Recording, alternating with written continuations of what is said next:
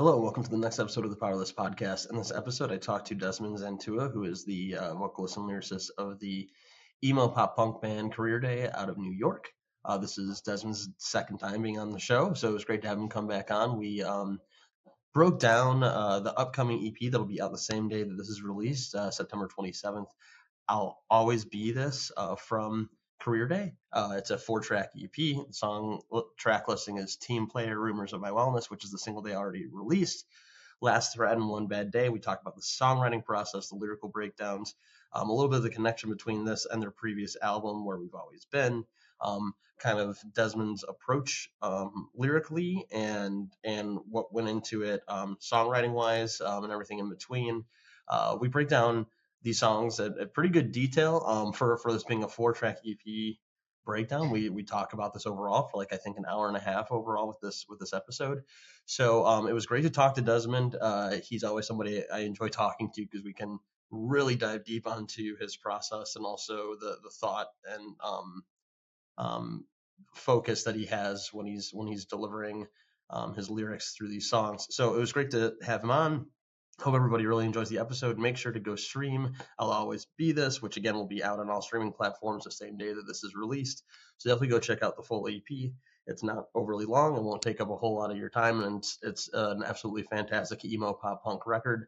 As Desmond also says, even if you're not someone that typically listens to emo or pop punk, there is a little bit of uniqueness with this band, with their messaging, with their heavy lyrical coverage, and kind of the influences they have that are a lot more sort of classic emo, and taking a lot of inspiration from things like Motion City Soundtrack and other bands of that kind of era. I hope everybody enjoys the episode. Before we get into it, just remember you can follow me on all socials at thepowerlesspod. Email me at thepowerlesspod@gmail.com if you are an artist, producer, as well as an activist or political commentator, journalist.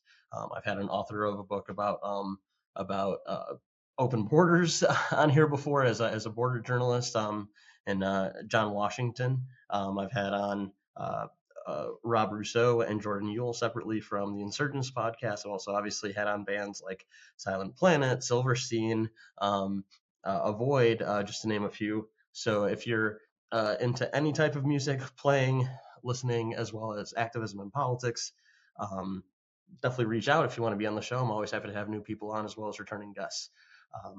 That's really about it. There is a Discord now. You can check that out in the linktree. Can buy merch like I have the banner in the back here. You can support on Patreon, all the good stuff. All that's in the linktree. That'll be in the notes below. And so, yeah, I hope everybody enjoys the episode with Desmond Zantua from Career Day, breaking down I'll Always Be This, which is the 4-track EP out now. I'm running out of things to quit. Rumors of my wellness sadly are exaggerated.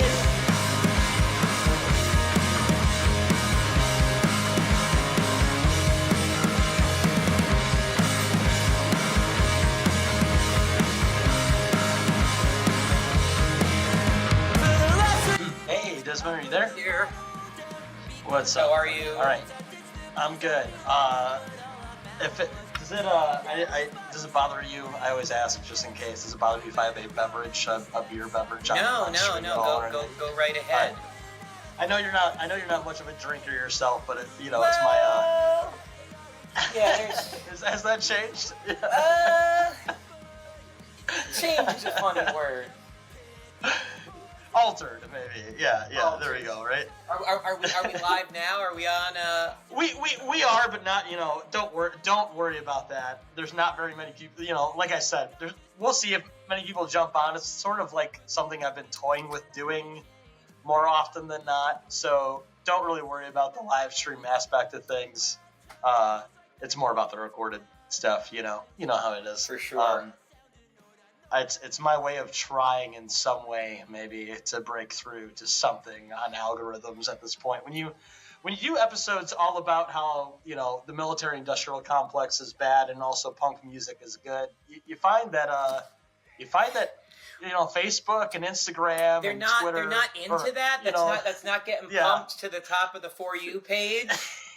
Yeah, it's weird how that works out, right? Like I am shocked. maybe I got to take a page out of everybody else's book that's successful at these things, and I guess just go like full reactionary, and then I'll make tens of dollars. You say time, that, you know? Like I go through similar bouts of saying that, and it's like I think there's not that like either you have a good idea for a roll like a thematic, basically like the type of stuff that a creative director would do, or it's just consistency. It's just like consistency and like communication, like of like culture, and all that, and like it'll kind of be a matter of attrition as opposed to like out of nowhere. Yeah. I think like when I first started this, I was like, and then we'll actually get into what we're gonna do here, but I was like, like I'll have a couple episodes with a few like somewhat bigger bands. It'll get me like a way bigger, platform pretty quickly. And then I can bring on all these other bands I actually want to, I want to talk to more and stuff like yours and other up and coming artists. And then it's like, oh no, actually nobody cares about the host. It's like, so it's just a learning curve for me and 2 years into this, but I'm, I'll edit this wherever it works out. But I'm happy to have you on again. I don't know if you know this, but I was looking back. We put out, I think your episode, the first one we did together, was the 26th episode. This one might be like close to 70. Damn. Yeah, you're prolific, man. Give yourself some credit. And that's what's taken a couple of weeks. Like this will be kind of coming back to doing things more weekly or bi-weekly or whatever every other week the correct term is there. But you have the record for me for the longest episode out of anybody on this show. That makes a lot of sense. I believe it. And I re-listened through the whole thing because I was like, I want to make sure I don't ask him the same questions over and over. Also, like, what else am I doing on my hour commute, like one way, Yeah. So it was great. So it just reminds me you're a great guy to talk to. Absolutely love the band. Obviously, great to check back in with you. First off, I think this is a couple months or several weeks out, but congrats on getting married. That's pretty. Sick. That was back. Welcome to the wife guy territory. Nice. You're wife guy as well. It's awesome. Yes. It was back in May. It was May 11th, and there was a emo night portion. It was almost like a reverse Adult Swim section of the night where there was about like 30 to 45 minutes of like pop punk emo songs. After like we gave the family members like the classics for a solid like hour and a half, 2 hours.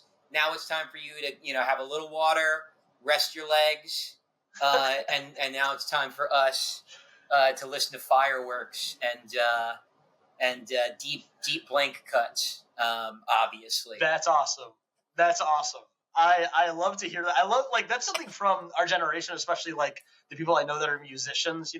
We're relatively the same age. I believe like a couple years off, but of like people actually adding what they want into their own wedding playlist instead of hey, nothing against Journey, you know what I mean? But like sometimes we got to break it up a little bit. Throw a little Taking Back Sunday in the mix. Throw a little Blink in the mix. Exactly. Well, because it's one of those things where it's like. When you go to especially you bring that up, like when you go to a party that's absent that, you still have some songs where there are lulls anyway, so it's better to kind of have like a curated section for a little bit. I feel like that is like whatever the okay, obviously you have the classics. What is the segment that the most people in attendance would go off to in a concentrated block? Right. Yeah. I always feel like that comes down to like the sort of like aged, I can't even like think of them because I haven't been to a wedding in a little bit, but like the sort of aged like cliche songs, because everybody, if you get drunk enough, everyone can turn into their, like the sort of, or stoked enough. I shouldn't just say drunk. you can get into the don't stop believing with people. You can get into like, Yeah. you can yell and be dumb with it or whatever. But there are like some that play that you're like, why are we still doing, like, is anybody above the age of 50 really getting into the YMCA right now? Like, I don't know. It's time to maybe bring out Make Damn Sure, or bring out what was the deep cut that you the deepest cut that you played, if you could think of, from Blink? I would say so. I mean, the cocktail hour, which as you probably know, you barely get to experience like on the feature side of it. But that was most of that was deep cuts. There was Braid on there. There was I think, I'm not sure if the Promise Ring was on there, but like the Swellers were on there. Nice. Fireworks made it onto both. Like Detroit made it onto the actual wedding playlist. That was the deepest cut of the wedding. The cocktail hour, that's where it got to be more of the real emo type of energy.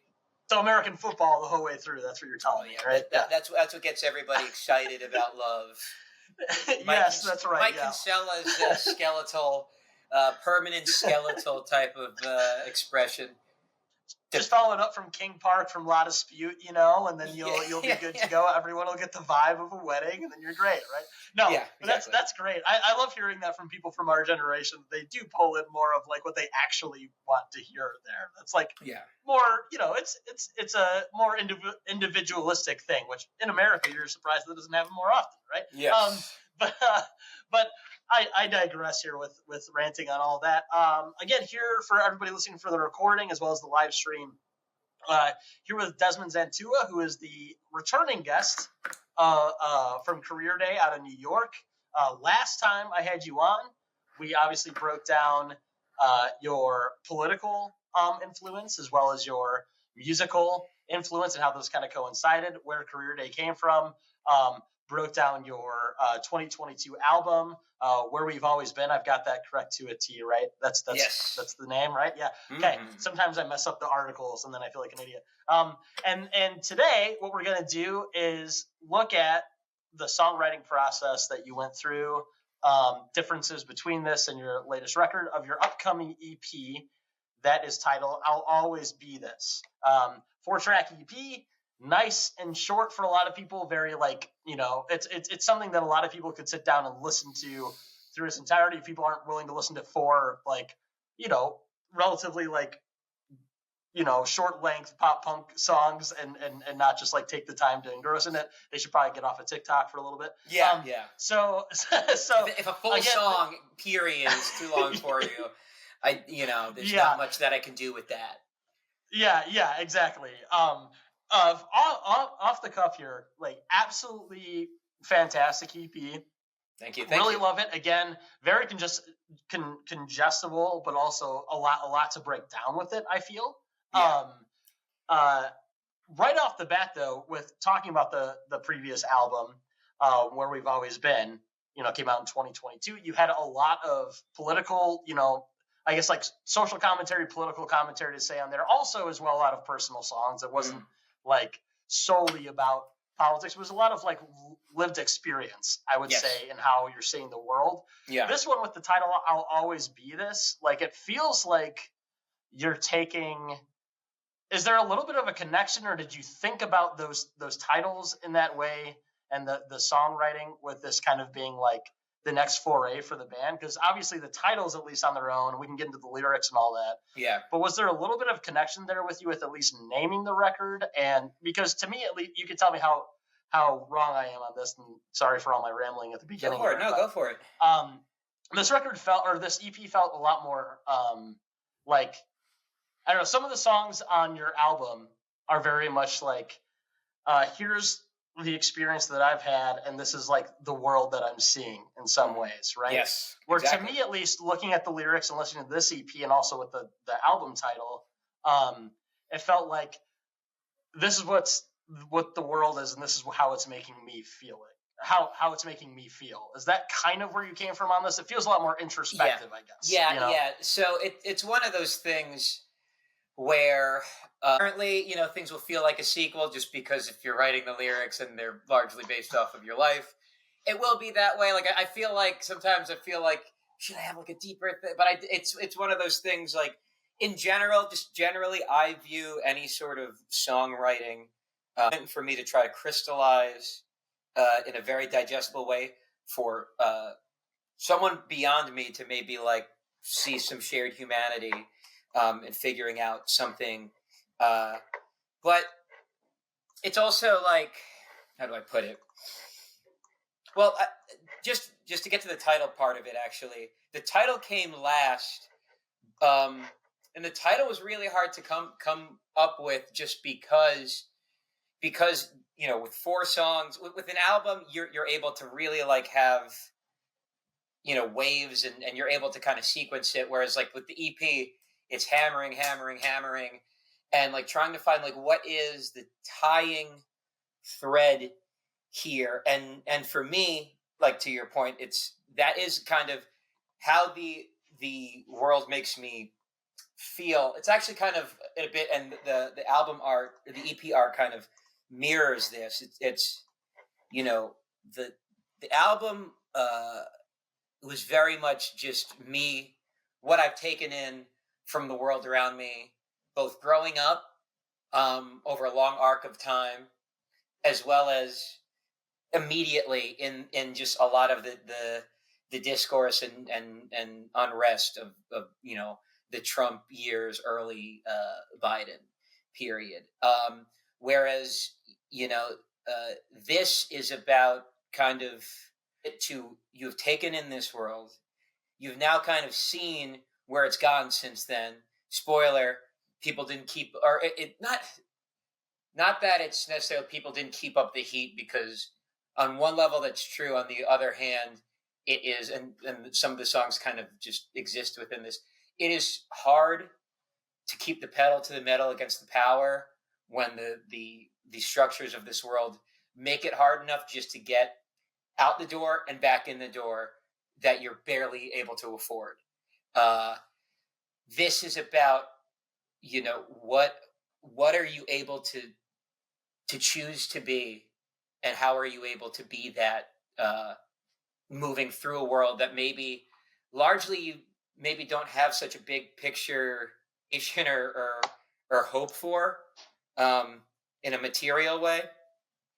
Mhm. And it's so it's largely about the searching for how do you present what that even means. Like it actually ties to the getting married part of it, because like with having the wedding, and we'll get to this in a bit, with just the writing process in general, knowing that like 2023 was kind of our first full year, and it was big, and it was good, we wanted to follow up with something, but we're like money and time in context of doing an album was not going to work in a time frame that made sense. But writing, Right. And we want to write an LP too, and so there had to be kind of a very deliberated idea of a message. And I have and I'll send it your way, but I have like a document that I kind of have as a almost like a emotional, to call it a thesis, I think betrays what a thesis is, because a thesis shouldn't be 2 screenshots of text. But Yeah. but I get you. but exploring that, and a lot of it is just this idea of what am I able to do, and what is progress on the most basic scale that I can enact, even if it's just a state of being. I think that's something, I think, and anyone that doesn't quite fully understand this, between I think you and I have very similar outlooks on the world, probably from very different perspectives, but diving into your last record and where you came from on everything, both from your political work, your humanitarian work, and just, your work as a musician, we could both, I can really understand where you come from on that, where it can be a big struggle, I think, for people that consume not just politics, but life, but politics is life. Like the life of the city is what like the word politic came from, right? Yeah.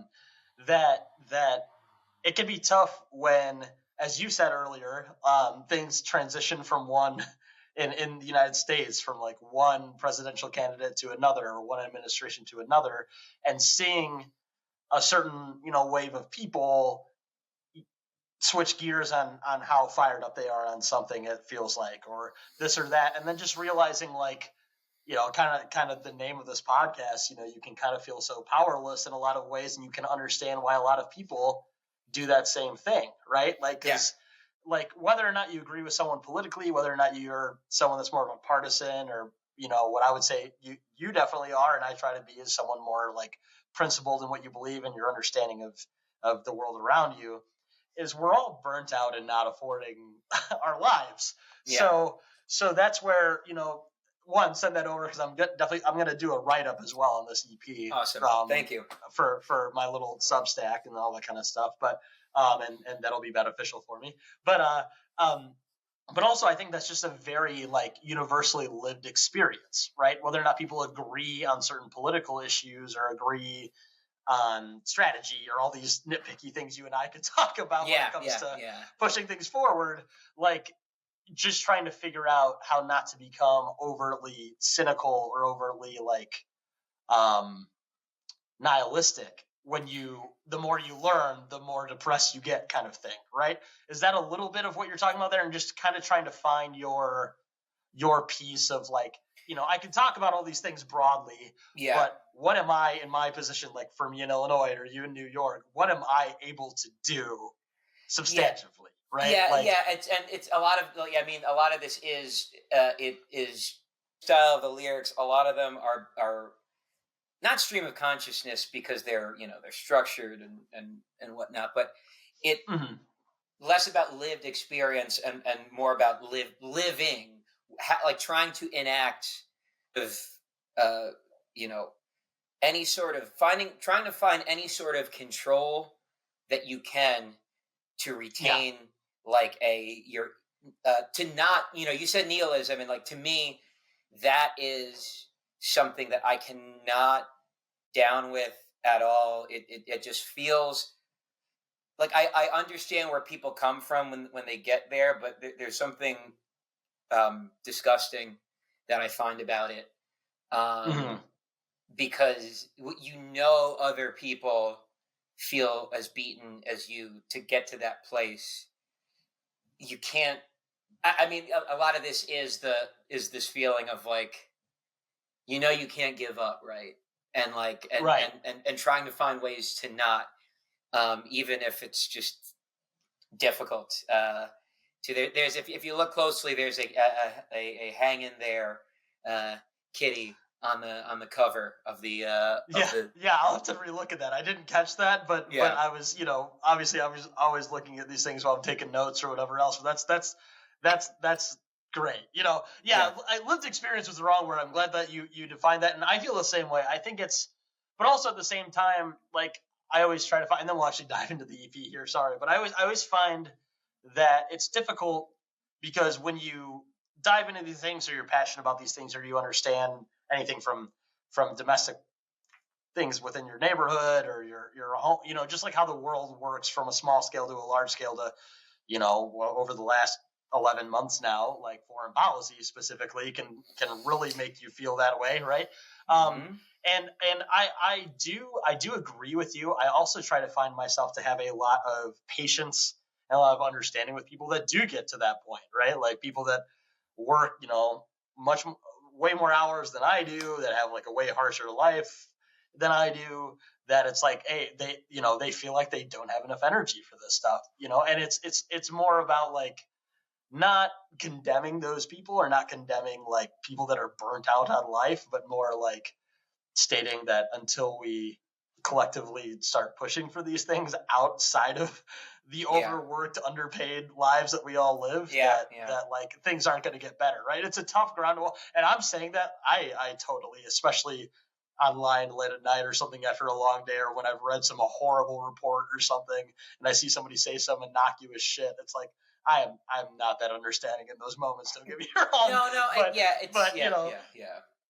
But it is like, to your point, it's important to remember with all of these things, getting into the EP here, that like, the only way for things to get better is to do better deeds, I guess, to put it bluntly, in whatever capacity you can, right? Yeah.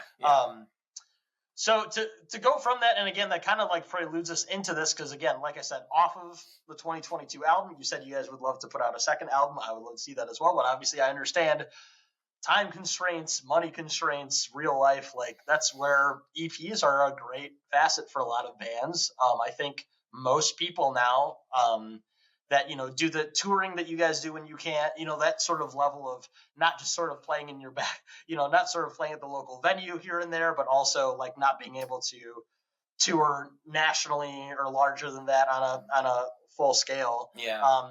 An EP is a great facet to both do it affordably and also put out some great songs, which is exactly what you guys did. So, or are doing. This EP comes out on Friday, so we're getting to the EP coming out again. I'll Always Be This.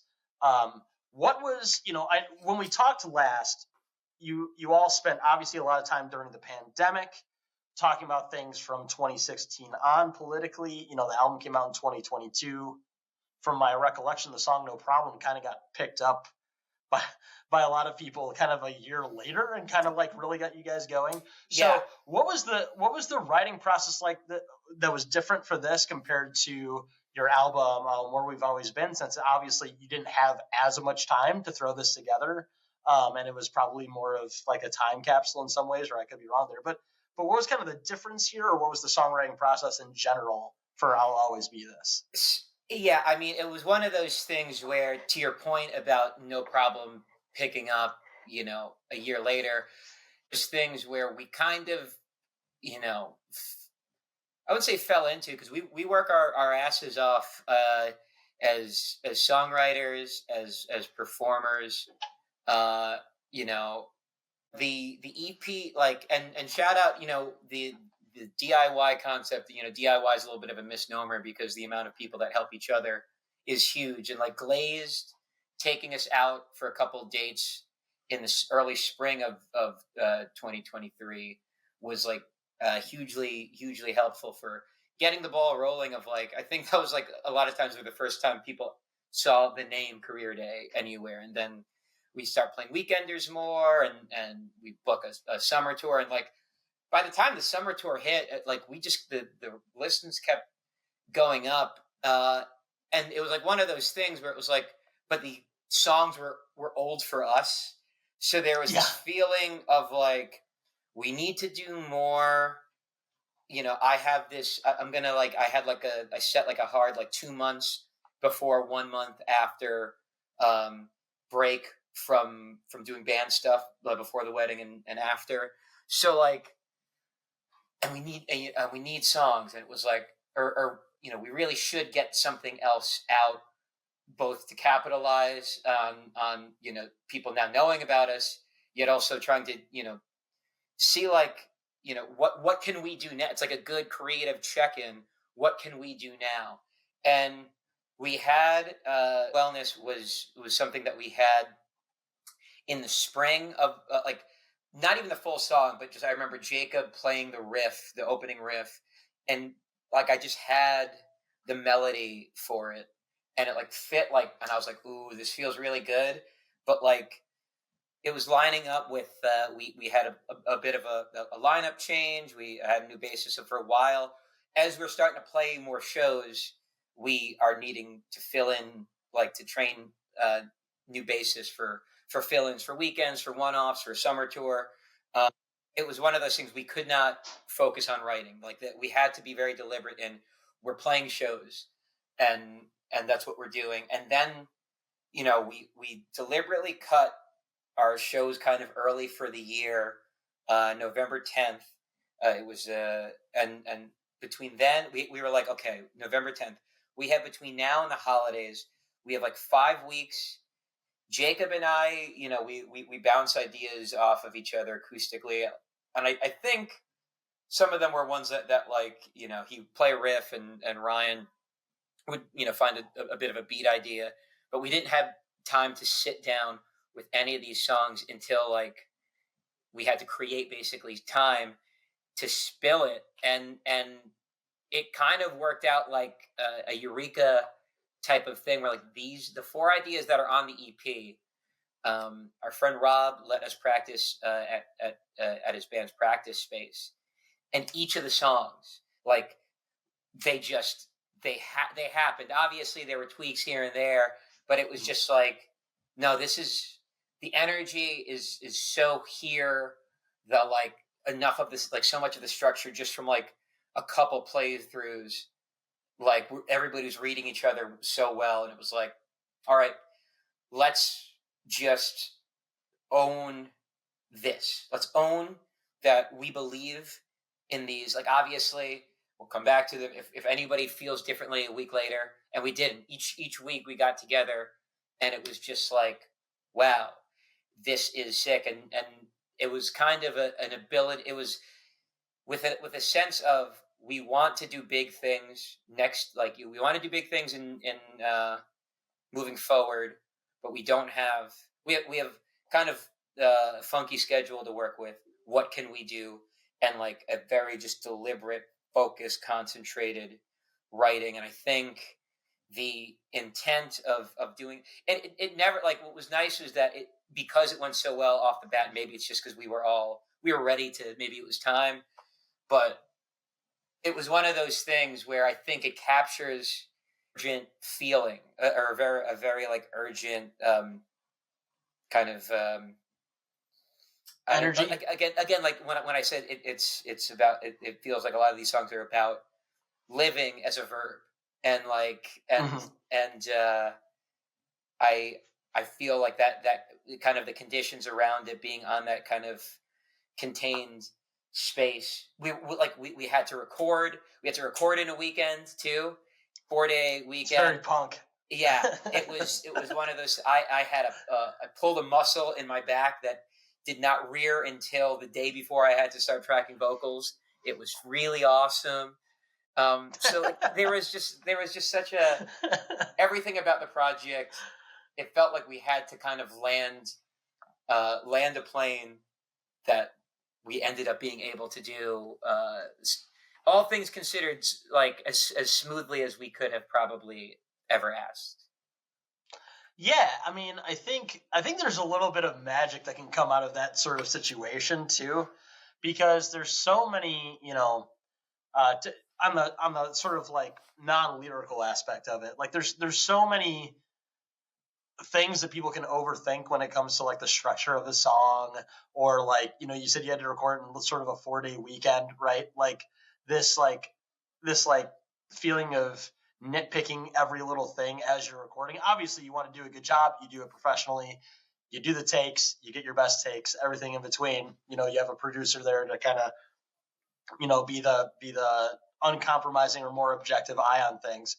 But there's something about when bands have to do that, you have to crunch into something that pulls it out of you at the same time. You know what I mean? Like, yeah. as much as it's not fun, and it can feel like, let alone with like that was the first time doing it. Your back. That was the first time doing it, man, and like that was just like there was such a fear of like, and what's funny about that though is that like going through it, it's like one of those things where like, so as a vocalist, and especially with my back, dude, like all my breaths were like activating like the muscle pull. So like it took like a little bit of like a curve to get into the groove, but like it was one of those things where like not having the time lets you kind of process the existential dread that hits during those moments, and the ego death and all of it, and I hate, and the shit, I gotta learn a trade, I don't know what I'm doing, should I start gambling, all those things that kind of course through you. Like you can't let them linger, you're there, so it's like, okay, take a minute, take 2 minutes if you need to, breathe, think about it, check in with your body, and then we go back. And yeah, no, but it's having to do it. And what was nice is like, we ended up doing it where like the 4th day, it was just like touch-ups here and there, like let's add this, maybe let's see if we can get a better version of this line, that line, gang vocal here and there, which I think the only gang vocal I think is on Team Player. But like it was one of those things. In the act of speeding through it, you got to see like, wow, we were able to get most of this pretty dead on in 3, which was like nice. It's nice to know, because the difference of the album, having all of that time to write it and record it, was just the complete opposite world here. Felt great. I think just like on a performance, it makes sense, performance and songwriting, I do feel like we leveled up a bit.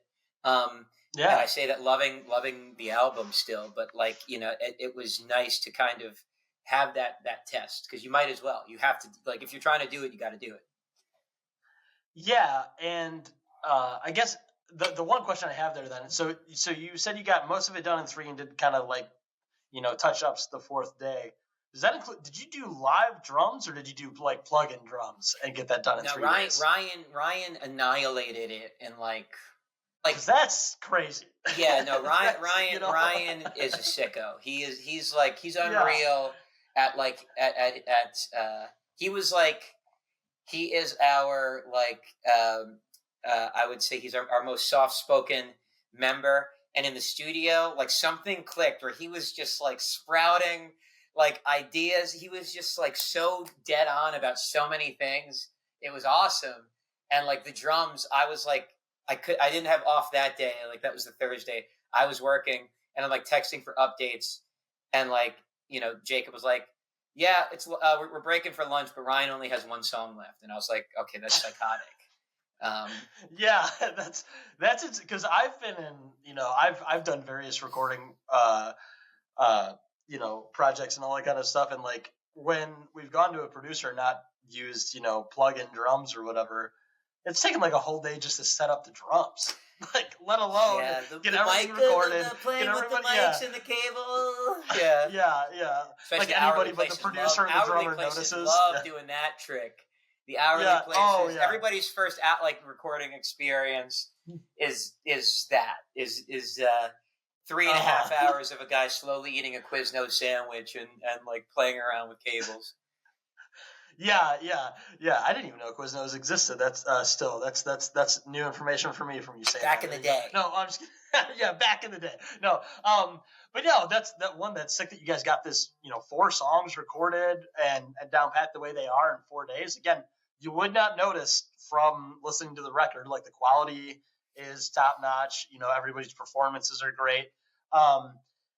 When it comes, and this is where we can kind of get into the lyrical aspect, because I know that's like a big part of, along with obviously the melodies, that's a big part of what you do. You're someone that I've spoken to in the past that's been very thought out with your lyrics that you've done. And one thing that I wanted to just ask you about, although like I thought this from the recording, but you said when I tagged you in a post today about that we were going to be recording this, you said, hyped to be one of the few, be on one of my favorite podcasts, and I wish appreciate that, to talk about the new EP and the 2 a.m. mental spirals that most of the lyrics were written during. Of course, that can be tongue-in-cheek, but like, I could see that from these lyrics. Obviously, not like they're very well thought out, but I mean, it's like the sort of thoughts people have when they're in maybe a bad place at 3 a.m., 2 a.m. when you can't sleep or you're having a panic attack or whatever the case may be. So, we could talk generally, and then if you don't mind, I'd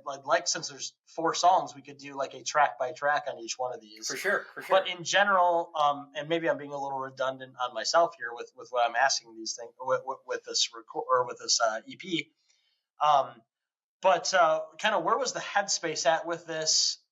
Like I said, to me, it feels like a very, like, we talked about this a little already, like I'm viewing the world the way that you did for your album, but like I'm viewing these things and like processing like how I am like in this moment, so to speak, right? So kind of where in general was your head at with like the lyrical concepts, and just kind of speak to that a little bit. Yeah, well, so it's one of those things where like I let me see if I can find it quickly.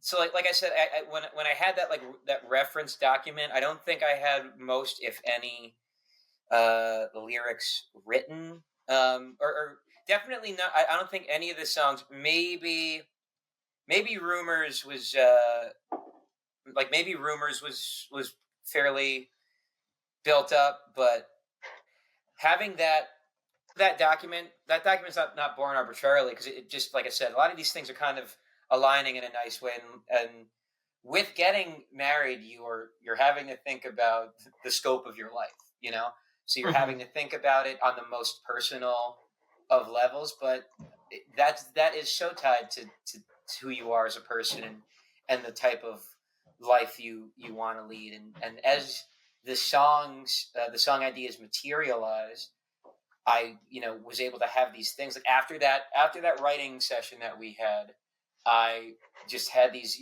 practice-based iPhone voice memos to listen to, and there was a lot, like I'd literally be on my couch playing in like 10-second loops. It's kind of like my process for it was, this is your moment to kind of work out what it is that this moment in your life was, this trying to plant a flag on who you're trying to be, like, indefinitely. And as a result, it's a mix of like, shit, okay, these lyrics need to be good, but it's like therapeutic in an obsessive way, or maybe it's just it's somewhere. Yeah, I'm not sure where it is on the. This is a sign of sickness or a sign of awareness. Because sometimes it felt like a little bit of a Dr. House when he's like about 2/3, 3/4 through the episode. He's sitting in his chair, bouncing the ball around, thinking about what it is.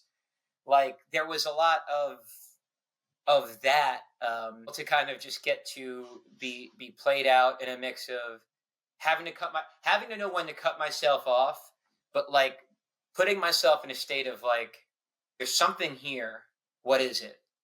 And like trying to find a mix of, generally the songs sound like they conjure up feelings of mine that make me feel like I could speak to this thing or that thing. Okay, cool. Like, what are you trying to say? And as like the songs crystallized piece by piece, it came together. I think I had the lyrics for almost everything by the end of the year. There was a couple songs that maybe playing around with like late in the game, but yeah. No, I mean, that makes a lot of sense. Again, I think I'm overusing this word here in this conversation, but feeling like introspective, but also like not just introspective, but looking out and thinking like, where am I in the world that I'm living in, right? Which I guess is introspect. I don't know. I'll leave that for the scholars. When you say introspection, and the thing about introspection to me, it's like I made that joke about real emo. But like, what was honestly really cool, like like you said, the album kind of like it was like a slow burn, and then like by the following spring summer, there were like a lot of people listening, and it was one of those things where people were like was starting to get like tweets in like cycle, people finding it like late in the game and tweeting about it. And like that's where like a lot of like cool like descriptions came about. Like one person was like, "Yeah, I described this album as Blink 182 meets Rites of Spring," and like that concept of like emo as a emo as a genre or as a phrase existing out of more introspective hardcore, like DC hardcore gone more introspective. And like there was kind of an intentionality around that, because it was I was having to like figure out what I'm going to be, how I am going to live through the rest of this whole experience that of a world that looks like it's not turning around. Yeah, and all the conflicting feelings that are connected into that, right? Just as now right after this we'll get into the kind of breakdown of each song, but I got a few people both in this area as well as people that listen to the podcast, into your band by what I said was from the 2022 album. I said, it's like if Taking Back Sunday was anti-imperialist, and they were like, all right, I'm going to listen. There we go. So it worked out. There we go. No, but Taking Back Sovereignty. Taking Back Sovereignty. There we go. That'll be your cover band where you just replace all the lyrics of the best Taking Back Sunday songs with quotes from Lennon or something. I don't know. Yeah. But no, I'm just kidding. But to go from there, let's do a track by track again. We can do down the line, first track for anyone that hasn't listened to this yet. For when this comes out, it'll come out the day that the recording or the EP comes out. But we've got Team Player, then Rumors of My Wellness, which was the single you released prior to the album coming out, Last Thread, and then One Bad Day. So let's go ahead and start with Team Player. And go ahead and tell me. I've got the lyrics pulled up in case you're not like quite remembering specific lines or anything like that. Yeah. But go ahead and tell me like specifically where this song comes from or what the lyrical concepts behind this track are. It's song, great opportunity. The way it sounded, it just kind of having that very anthemic like pop punk, like anthemic pop punk intro type feel. Yes. It felt like a great song to explore the kind of the an EP is hard to have like a shared theme, but that at living like what it is to just try to feel completely broken down by your job that materially just holding you in place. It is getting so much value out of you, and materially you are still struggling to pay the bills. Every single that first line is it's already it's the 23rd right now. This comes out on the 27th. Man, when that rent check's due, man, that's just like hope they don't cash this until the direct deposit hits. Because we're trying to not overdraft this month. And it's kind of a song about the feeling of becoming socially conscious and radicalized into solidarity rather than nihilistic and individualistic from those feelings of like being beaten down by your job, rather than going into the it is what it is, and just keeping on to keep on, and also hating other working class and struggling people. Like it's about really zooming out and trying to find any sort of what is the one shred of agency that you might find, and it's basically about regaining a shred of agency from losing shame, from feeling shamed by your employer, but by feeling shamed about being a quote unquote go-getter in terms of trying to basically not being a LinkedIn person. You know what I mean? Yes, I do very much know exactly what you mean. What I wanted to get to specifically on this song, and I thought that would be exact, because again, your lyrics to me are always like very well thought out, and they're also very concise. Like I appreciate that you're able to say so much without like doing what I do in like the heavier music that I do, which granted I can like scream really fast. There's space for it, and there's space, yeah. But you you can't do a melody with 1,000 words. Or you can. I don't know. I'm not that good at writing, I guess. But the point being, like, I remember the second verse right after the chorus of this is like where I was like, yeah, I could tell like this is Desmond writing from the previous album, where you said, no one wants to work no shit when our checks just shrink, when all that grows, it seems, RoboCop's on the corner and bombs dropped overseas, right? So like what I appreciate about this song, again, because like I said, album or the EP feels more introspective. It feels a lot more like somebody processing the world they're living in, and like you said, your place in it and what you're doing in it and how you're feeling with it. but you're still able to include, connecting workplace and like cost of living inequalities with like police militarization and jingoistic foreign policy all in like 5 lines, which is pretty cool because all of it is very much connected. That's something that I there was somebody I had on from Canada a while back that's like a really politically charged punk band that was talking a little bit about how he was like, I'm a socialist, but first and foremost, I'm an environmentalist. And I was like, both of those things are very connected in the sense of like, when you start looking into things, everything's over, overwoven, interwoven. Words.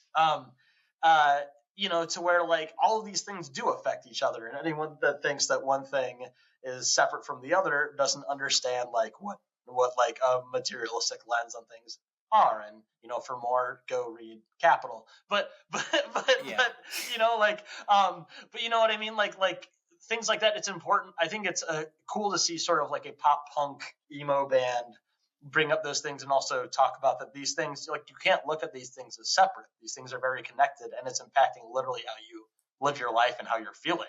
Right. Your universal healthcare, your Medicare for all is going to the just every bomb that's been dropped in the past. Like, just if you took the bombs that have been dropped in the past year, you probably would be like a decent, you'd be like a down payment's worth towards Medicare for all, what they say Medicare for all would cost. Yeah, exactly.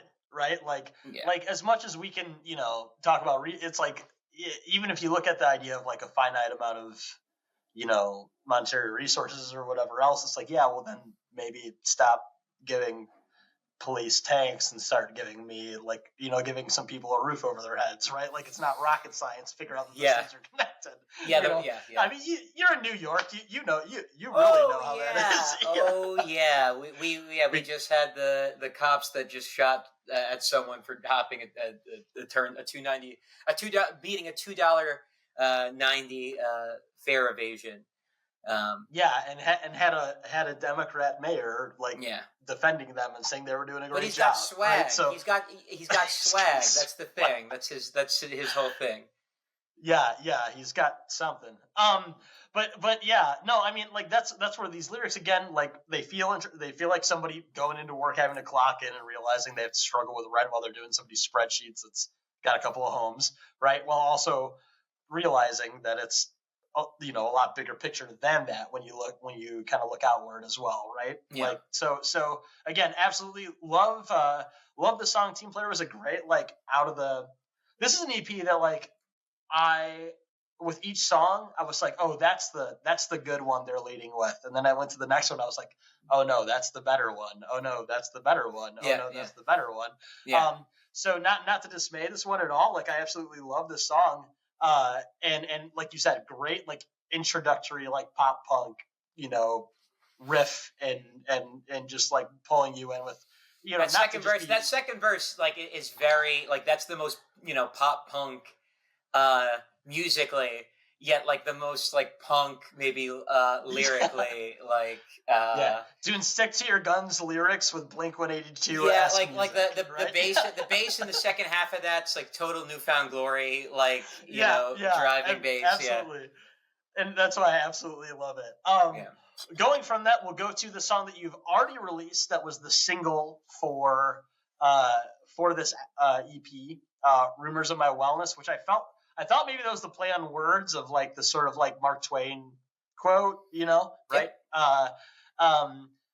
Kind of speak a little bit to what this song is about. Again, I think the lyrics, if anybody looks at them, it's pretty clear what the song's about, but I always like to hear what people's details are. So tell me what the song's about, where the inspiration came from, and all that good stuff. So there was a period at the beginning of 2023, towards the end of 2022 and beginning of 2023, where I just felt that I need to reevaluate my relationship with alcohol.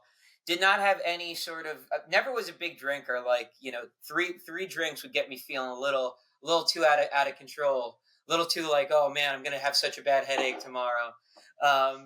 Like three would be usually my max. But like there was just this feeling, there's this lowness that I was just feeling in general, that alcohol was not having utility anymore. It was not having a calming utility for me. And I was starting to kind of have these like little mini panic attacks, just at that feeling of like, you know, I feel so low. I don't know what to do. Like, I don't know what to do, because it's just kind of a generalized lowness. Mm-hmm. And I, you know, I stopped drinking, like the second week of January, and I was,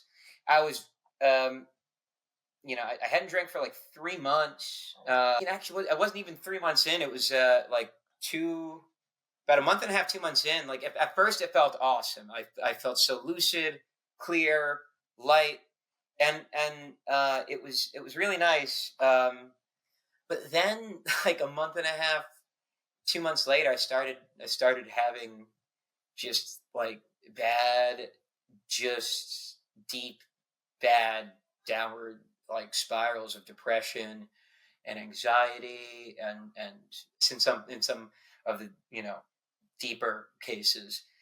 And there was this feeling of like, all right, well, that didn't fucking do anything.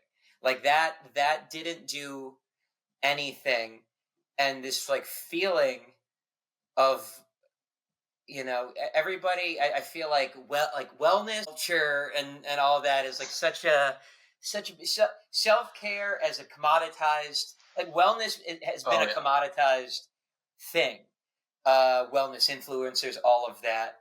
And even, you know, there are people that I'm close with that have made, you know, positive changes in their life, you know, in the vein of wellness, and it's been great for them. I did not find a lightness and this kind of this feeling that you don't know what's left to do, to be any different, to feel any different, and you know what, owning that frustration, because I think you're not, I think only defeats the purpose of trying to. It's healthy, frankly, that it's healthier to, you know, own that than it is to push past it and smile past it. Oh yeah, I think that's, again, a very universally felt thing. Again, not by everybody, as you said. There's people that, you know, whether they get sober or start living a healthier life or do this or that, and like, you know, there's a lot of fraud stuff in that sort of wellness culture you're talking about. There's also people that probably get a lot out of it, and there's people that provide very substantial things for people that are like, you know, exercise and eat healthy and go breathe some cold air in the morning. Like I took a yoga class, like full transparent. I took a yoga class before this podcast, so like it's like okay, yeah, you know, and it's all like, that stuff is great. Yeah, you know what I mean? All that stuff is great. I don't know if you feel like this, but I feel like this, and you know, obviously, like, no spoiler alert, I have not quit drinking myself, but I mean, like, when you try to cut certain things out, you know, I think there's it's kind of like with therapy, right? Where like, I'm a big proponent of people, you know, of going to therapy, everything in between. But like, when your anxiety or your depression or your struggles are also stemmed to like real world situations, like, you know, as just like sort of a hypothetical, like a person struggling with finances and not being able to have a stable home, like, you can work on all the wellness you want, you can work on all the, you know, but when the tangible is unstable, there's only so far you can go, right? And I think that's something that gets kind of lost in that for people. It's like, you know, it's like if you've ever been in therapy and you would talk about how the world's burning, and they're like, yeah, let's do some breathing exercises to deal with that. It's like, yeah, but I'm freaking out about something that's real. Else? You know? Okay, now what? So like, that's when your therapist tells you to, you know, start a militant group. And no, I'm just kidding. But you know what I mean? Like it's a very, I think it's a very real feeling people can have of working on yourself, working on these sort of personal things, and then realizing part of it is real, right? I think it's a struggle for people to deal with anxiety or deal with depression, when you go through these things, whether you're quitting something to become more sober or doing more proactive things for your health, when you realize like, oh, I'm anxious about this because this is actually a real problem. You know what I mean? Yeah. And that's a tough thing to deal with while making your life more constructive, more optimistic, or whatever. Making a change is exhilarating, right? It's exhilarating. It's empowering. Being changed is an entirely different thing, and feeling changed. That's something that, like, when you first talk to people and you make whatever change it is, that's kind of what the second, verse digs into. That, like, that feeling that washes over you when it's like, so this is just my life now. Like it's and when you kind of lose that pizzazz of that fresh change, and it's just like the act of having to keep doing it, and that's not, you're not maybe not supposed to feel the reward all the time, but like, damn man, that sucks. That can be a bitter pill to like just kind of swallow sometimes.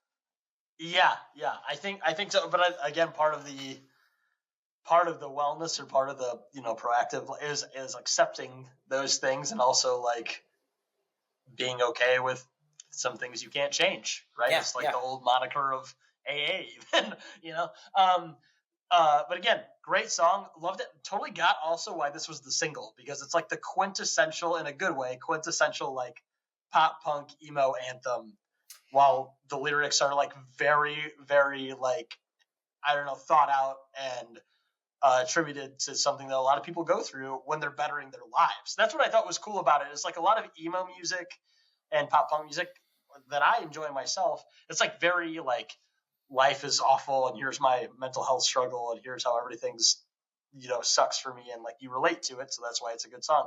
This one, it's like, I'm bettering my life, and there's very big aspects that still suck about the world that that I'm like disjointed with. And I think that's like a very clever sort of like, whether you meant this or not, that it's sort of taking that relatable aspect of emo and pop punk music and sort of flipping it on its head, that it's like, I'm doing something proactive for my health, and here's the struggles that still come with it, right? I thought that was like a very cool, I'm a big Motion City soundtrack fan. And yes, we talked about that at length on the last one. This song is very much like the way I sing it, like the melody, the delivery. That is like really just going for that like Justin Pierre type of thing. This is my everything is not all right song. Yeah, and well, talk about a clinic in songwriting that band is, right? Like, so that's a good one to pull from at all times, especially with the genres you guys pull from. Again, absolutely love the track. Understand why out of these four it was the single. I think it would pull a lot of people in. It is sort of like a microcosm of the whole EP and what you're kind of doing with it lyrically as well.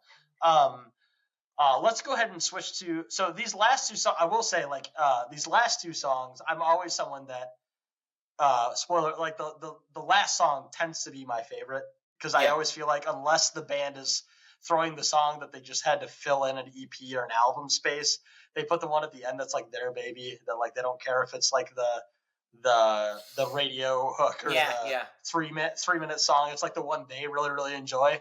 And for me personally, that one is also that like got the most like sort of yelling aspect from you, which is for me as a hardcore metalcore person, absolutely love. But before we get into that last thread, I thought the instrumentation in this one, before we get into the lyrics, was really cool. I thought the verses, it was very like Midwest emo, the slidey guitar and the, all that kind of stuff. Like it was like this one, before I got to One Bad Day, I was like, oh, this is the one that's going to be my favorite, because like the flow of it was really cool. Obviously the lyrics fit the mood of the song and everything in between. But this is the one that I when I was reading through it, I didn't get as much of a specific like, oh, I already know what the song's about to a T. I got the emotion behind it and everything else. So I'm kind of wondering, like, in general, what was the song about? What was the inspiration on it? And my general questions with each song. Just speak to that. So I mean, so last thread, and I mean, just to speak to the musical aspect of it. Yeah, we wanted to do certain things structurally, because like, this EP, and probably all EPs are this. We're very intentionally wanting this to be kind of of what we're able to do, so that people can help us an album, and like you can only. We deliberately wanted the songs to be bangers. You always want your songs to be bangers, but like the hooks wanted to really be hooky. We didn't want to make the same type of song each way through, and in a way, each song. I realized when I was showing a friend recently, it's kind of like it feels musically. There's like different love letters to different eras or segments of the music that I've loved and been formed by. And this is that kind of, this has that braid type of feeling to it. This has that, it has transit, like the transit written all over it, I feel. It's kind of about, because it has a bit more, it feels like there's a lot more space in the song. Mm-hmm. It is kind of, for that reason, that was a song when I talk about 2 a.m. Spirals. I remember going out, having a little smoke for myself and listening, and then just out of nowhere being like, oh, I think I got something.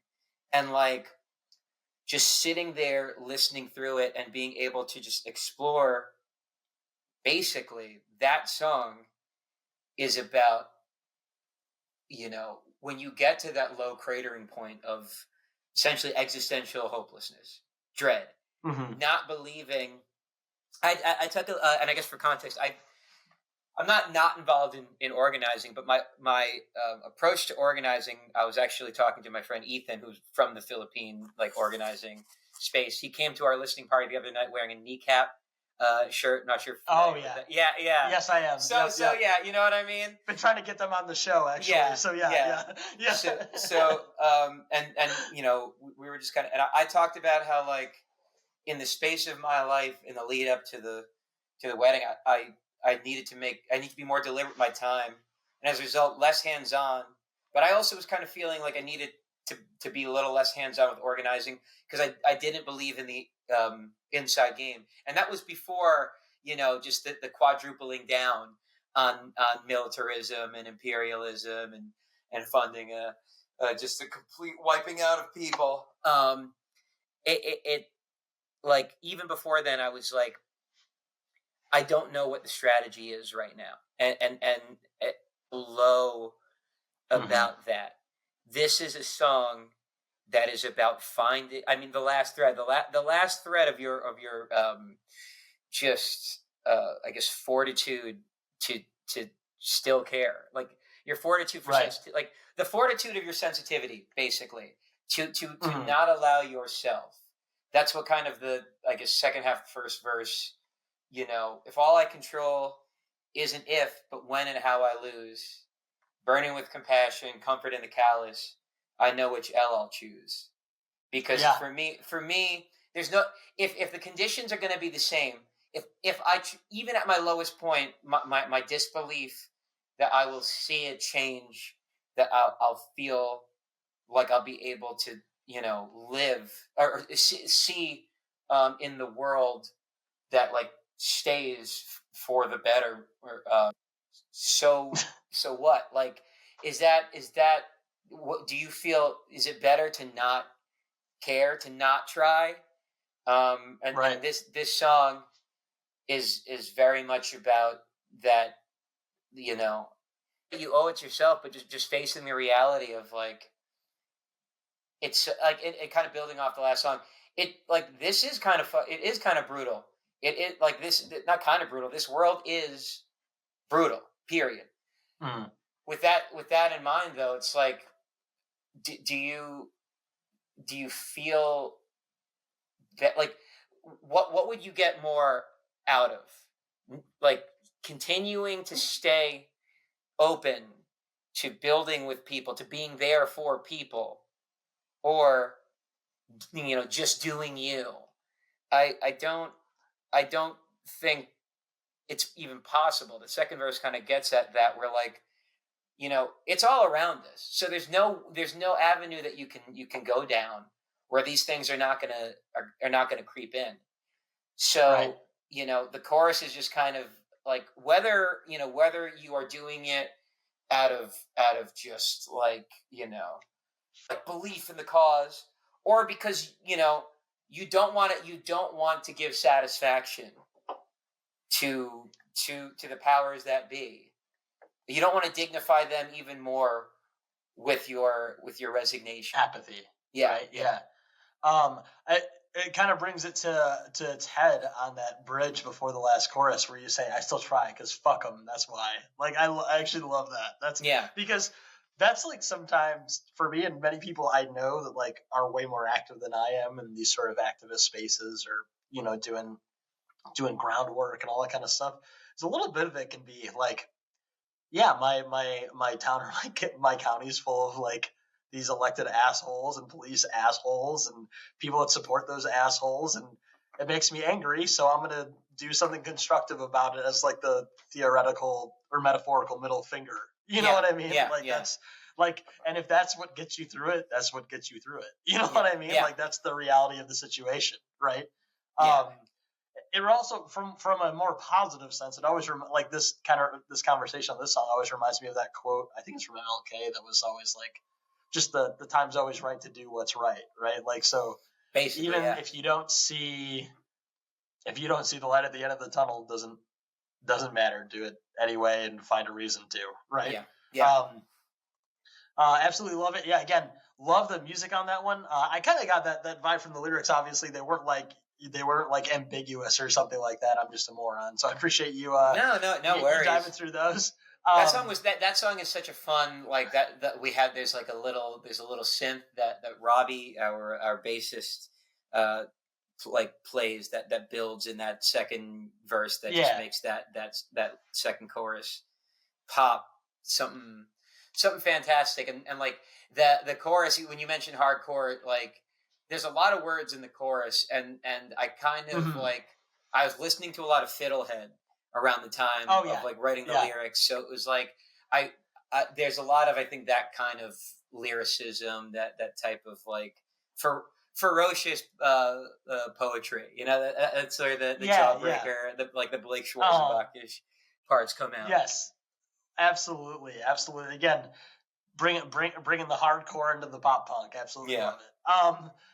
Last song on the release, One Bad Day, which again, like I said, this one's my personal favorite overall. I think also, like, you probably didn't mean this because I don't know if you ever read comic books or anything, but there's a quote from, I think it's The Killing Joke, which is like kind of gives the origin of the Joker, that talks about how the whole premise that he's doing in this is like showing you can become me with one bad day, right? And so like that was when I saw the title and I heard you like yelling that line at the end the first time I heard it. That's what I thought of.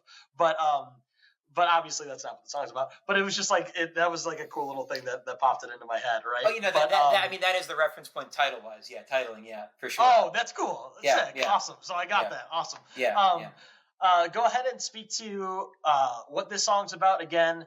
I think the title wraps it up pretty well overall, and like what the sort of moniker of the song is. But go ahead and give people kind of the background on this song lyrically, where the inspiration came from, etc. So the inspiration for this song, I can't wait for people to hear it. It's definitely lyrically the heaviest and darkest. It rips. Maybe the darkest song I've ever honestly written in just what it's about. But so, I mean, it spawned out of, there was Jordan Neely, the homeless man that was choked to death on the subway here in New York, the ex-Marine that choked him to death. And like, it was, the discourse around it so appalling to me in the desire to either lionize the to rationalize / justify the death, and to just kind of not feel a sense of what the fuck are we doing here, by the virtue of it happening. Like for me, that song, that whole situation is just, and like, you know, that is a bit, homelessness is something that I care deeply about, because in the Philippines, Manila, I believe, has at least 3 million homeless people. I didn't know that was the number, but I knew it was like disproportionately a crazy number. I'll double check it, because like I remember thinking to myself, no, I got it. And then like I checked again, or you can, but I can be the guy that does my job. It's for me, it was just a very jarring type of thing, and for me, this is very much like when it talks about trying to condense big things. You know, this was a song that I really had to condense, because to me, there's so much in that story to think about, because it's not just an unhoused person that is mentally maybe he's having a mental episode. I don't want to dive into the details offhand or too offhandedly, but just speaking in general, just about the states of how people end up in that situation, whether it is through mental distress of the disordered kind, or your life in many of these safety netless ways it can fall apart, end up there, as people are just all trying to go to jobs that are on the subway, in a packed subway, on the way to and from jobs that don't support them, in any long-standing way, or for the most part, are fair for what the labor that they put in, having to witness that and then just go on with their day, go back onto that subway the next day, back to work, and like there were so many parts of this that I had to like really kind of almost like, like in a movie, like, B plots of the song had to be like shaved out a bit, or had to be shaved down quite a bit. So that's where like a lot of that song just kind of gets to that disgust for this the normalization of things like that in our and this feeling that, like, especially because, like, a lot of the album, a lot of the lyrics, start, during or towards the end of the Trump year, beginning of the Biden administration. And a lot of it was about, like, I think people are going to, lose steam. I think people are going to lose the resistance, fire. right? Yeah. And this song kind of delves into like let's actually face what is actually happening here, and like, don't be so quick to turn away from this. Don't like let this not be something that you ruminate on, rather than trying to find ways to justify this or make this not as heavy and grim as it is. Right. And the second verse kind of leans a little bit more into that kind of trying to speak to a need to be more, you're closer to the streets than the sweets, is one of the lines. I always think that's something people really need to get into their head more, is that you have 1,000 times more in common with a homeless or houseless person sitting on the street than you do someone in the high rise right above them. Right. Yeah. Like I was told as a kid, and I didn't grow up I grew up in like a very conservative household, but I was told as a kid, you're only like 2-3 decisions away, or 2 or 3 things happening in your life from where you're at now to being, in the same situation that person is. Right. And I think, that was like one of the most, that, and, we could talk about obviously like the subway shooting that just happened. That was a mass shooting done by an NYPD officer. By NYPD, yeah.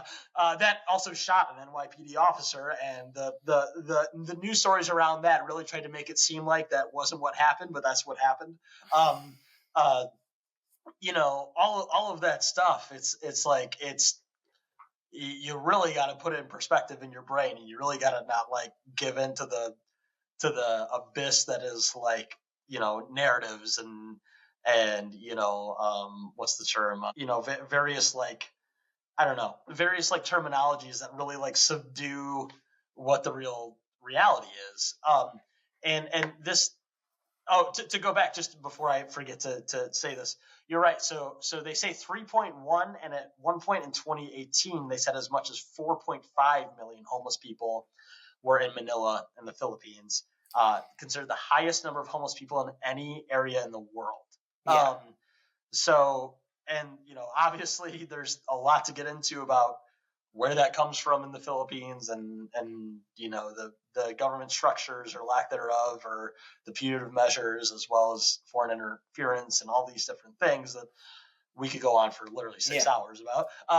But no, I mean, I think talking about Jordan Neely or any of these, you could talk about, last time we talked a little bit, obviously, about the George Floyd protests, and the response from that.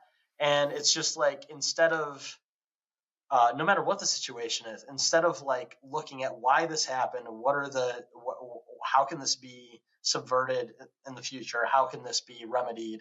It was like digging into people's pasts prior to this event that no one in the event would have known. Yeah. It wouldn't have mattered if somebody committed now it's fine. It's like one of those things where, for me, and like this was a song capturing this feeling actually is also a way for me. It's very current, but a lot of my I'm not sure if I mentioned it the last time I was on, but like, I think one of my first experiences with that disgust was when Trayvon Martin was killed. And the way that I like that was a very similar thing where, like, the use of trying to just, Fox News just doing pictures of him with, like, wearing like a do-rag or something, as if that, like, oh, okay, sure.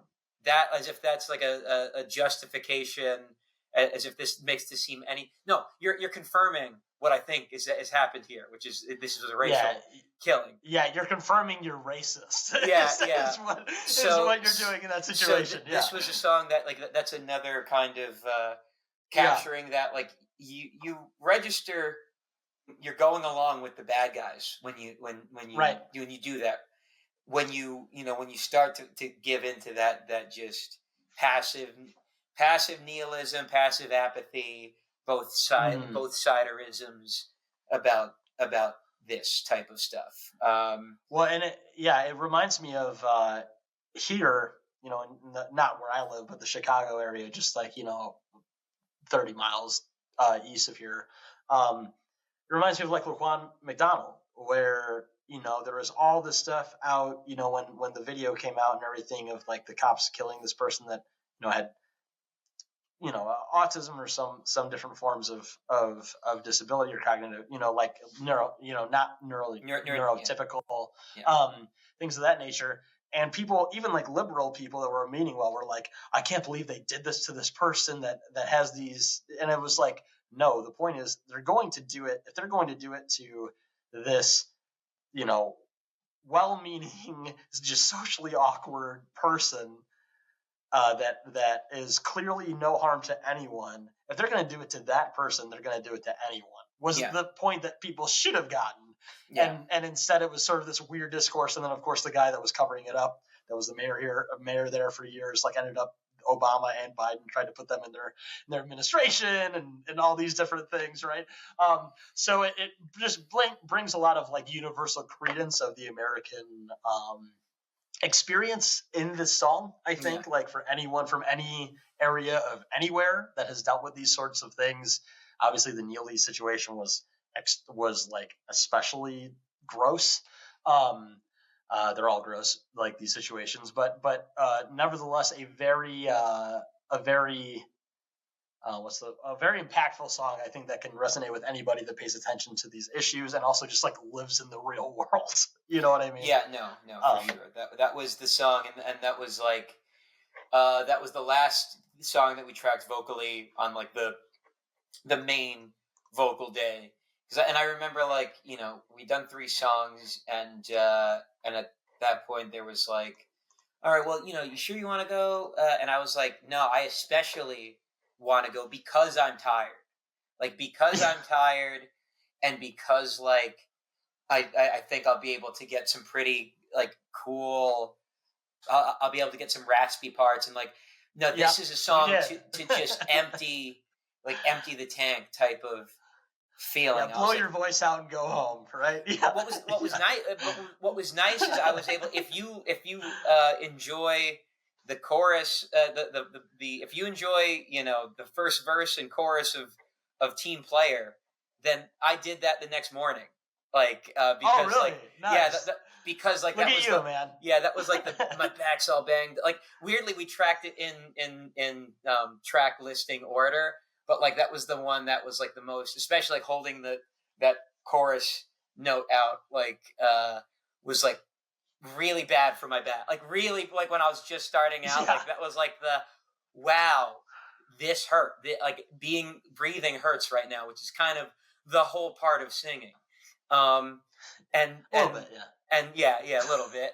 And so like, but I was just like, those were the parts where it was like, and you know, shout out, and I have to shout out my vocal coach, B. Asaro. Like every single vocal, I had like an hour and a half session with her working on every single lyric, every single vocal part of this EP, because like melodically it does jump, or like choruses you want to be like the hard-hitting thing, but like the verses, there are a lot of different things, little details I play around with, you know, delivery wise, and with this it was funny when I was showing her this song, I remember thinking to myself she was gonna, you know, suggest maybe bringing the song down a key or something, and she was like, no, like she was like, this song is like awesome. She was like, because like you wrote this like basically at your voice break, like that. It is at that, like it's so at that point that like and it's kind of helpful just in general, like understanding comfort levels of the voice, like that should be the most intense thing. So everything should be much less than that. So like it kind of it helps. But yeah, like that was a song that was very much about like emptying the tank, because it is the most visceral of the tracks. And that like that when you say that the Taking Back Sunday, the anti-imperialist Taking Back Sunday, this song is that, like it very much is in that, like it's very a hook oriented, like or the used, you know, like it's very hook oriented, but like it is clear that this is just some gutted stuff that's going on. Oh yeah, and the yells at the end of like the One Bad Day stuff, just like I was like, all right, I'm gonna play. Like when I did, like I was listening through the EP a little bit on cycle today and last week as well, and I was like, yeah, but before I go listen through the EP again, I'm gonna go ahead and put that song on one more time, and then go back through the EP. Yeah. I want to feel. I want to have the goosebumps, right? And this one gives it to you. Again, Desmond, and sorry, anybody listening to this, Career Day putting out the new EP. When you hear this, if you're not listening right now, the EP will be out on Friday the 27th. Again, we've got Team Player, Rumors of My Wellness, which was the single that was already released, Last Thread, and then my personal favorite, One Bad Day. Desmond, thanks for doing this lyrical breakdown, song breakdown, everything in between on this. It's been a pleasure. Thank you, Brandon. Is there anything else before we just pick a song and then I let you go that you want people to know about the EP? You know, you also plug your stuff as well where people can find it. Sure. Obviously, all that stuff will be in the notes as well. But just kind of anything else you want to say about the EP, and then where people can find you and find the release when it comes out Friday. So, you know, this is in general the scene. I think is just there's so much good music. Like it has been a really good period for music. So I know there's a lot going on, but I feel that if you're like it's part of why I feel pretty about the band that if we keep putting the effort in, we can really get the message out far. Is that even if you don't necessarily like pop punk or emo, I think that the craft of the songwriting with the thematic explorations, I think, are things that you can really sit with. And if you do like this type of music, I think this will kind of make you have an experience that I think most bands in the genre don't touch. And Yes. I think, and I say that not even from a place of judgment. I think a lot of this EP is reflective of like I said, obviously there's some level of judgment because you are, making your opinion and forming your kind of path in life by the paths you don't want to take and the paths you couldn't see yourself, being proud of yourself. But I think, for me, in some cases, I don't necessarily want, if you don't, it's better if you don't have something to say than to be fake about the shit that True. That's you very say. true. You know what I mean? We've seen that shit burn in people's faces as well, pretty rough. Sometimes, So, if you support it, but you don't have something new to say about a cause or an event, just RT someone that maybe has more experience, with it. Support it another way. Yeah, that was the whole, like, not to be a set, but that's the whole thing of like both, back in 2020 and now with everything with Gaza and the West Bank and also Lebanon and also Syria and also everyone else. Is that like people that really harp on people that don't publicly say something are sort of missing the forest for the trees on that. It's like some people might not know that much, but support things and just want to, give their money or go walk into a protest or go, just because you have a platform doesn't mean you know what the fuck you're talking about either. So like I thought like sort of people that jump on that stuff instead of, I don't know, jumping on the daily news of horrifying coverage are really missing things, right? Sorry. But go on. Sorry. So that's kind of just for the EP. For the band in general, we are, we're playing a ton. I mean, we are playing Fest this year for the first time. We're touring down the East Coast, hitting DC area, Richmond, Winston-Salem, North Carolina, Greenville, South Carolina, Atlanta, Georgia, Jacksonville, and then we're playing the Sunday of Fest as it stands now. Fest seems to be a living organism as I'm finding out. So just if you're there, just stay on following the socials, which are at Career Day NY. We will also be coming through the Midwest in November, so we're going to be in Chicago. And I'll make sure to actually be at that one. Yeah, Chicago. We're going to be in the Chicago area November 14th. So that mark it down. But yeah, from November 8th through the 17th. So through right after the election, we are going to be going just through Pittsburgh and Ohio. We have like 3 Ohio shows like on the way through and back. You're doing the swing state tour, is what you're telling me. Oh yeah. It's just this is like a little anthropological side quest. This is an anthropology field trip with some jingles accompanying them. But yeah, and 2025 we are going for it, whatever that means, and that's like we're trying to. Obviously you always want to get put on, taken out by a bigger band. That's great. But like, I'm not gonna, the music feels too urgent for me. And I'm a believer that the urgency of the music resonates, especially when people see us. The amount of times that when we play shows that people were there for, the locals, and like, we try our best to book, we book most of our shows ourselves or get placed on the shows just from bands that we reach out to. Cause we try to find bands, not even necessarily, politically explicit, but just bands that feel like you are of a cult, like you're part of this same just overall culture that I want to be a part of. We play, that's another thing that I love about touring, getting to play with great bands, but the amount of times we've gotten and we've been lucky to play with good crowds, and the amount of people that didn't know us going in, even though, you play the show and the flyers get, posted and everything. And the amount of times that people will talk to us about the being amazed by the set and the song, not expecting.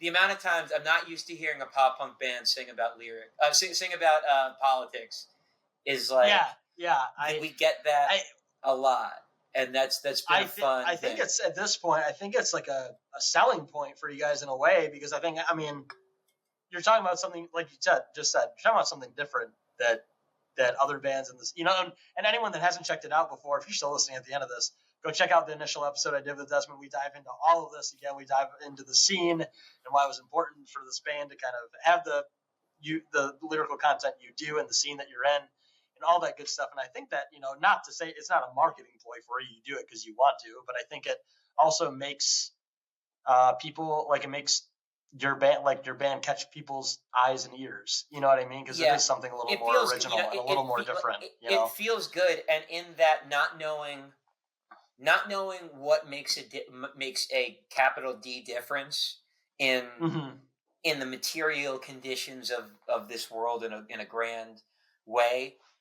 If these songs can either radicalize or incentivize people to either open to things that maybe in growing up in households that were not as adamantly leftist or living in spaces that are not as adamantly, progressive, giving them something that they can maybe more easily digest than, it's like the case for reparations. You know what I mean?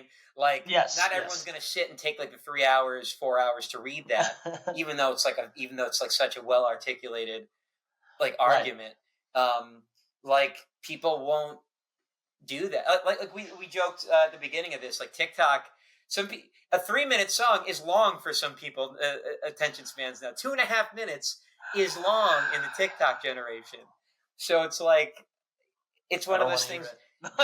Giving that that accessibility point to me, if that can for people that are already there that maybe feel like giving up or don't feel help fortify someone.